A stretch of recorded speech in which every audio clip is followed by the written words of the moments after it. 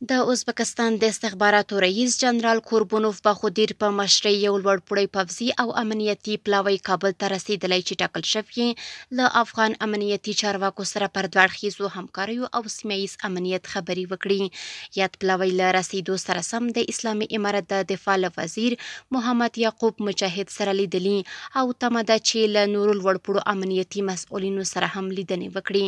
دا سفر داسې مهال ترسره کیږي چې له دې وړاندې د روسیې لخوا د اسلامي امارت د رسمیت پیژندنې اعلان او د اړیکو پراخولو ژمنې شوي دي.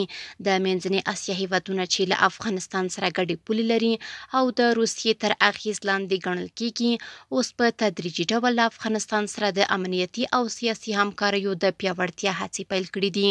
د افغانستان د دفاع وزارت له لوري په خپره شوې اعلامیه کې ویل شوي چې دواړو لوریو د دوه اړخیزو اړیکو پر پراختیا، امنیتي همغږۍ او د سرحدي همکاریو پر مهمو مسایلو خبرې کړې دي.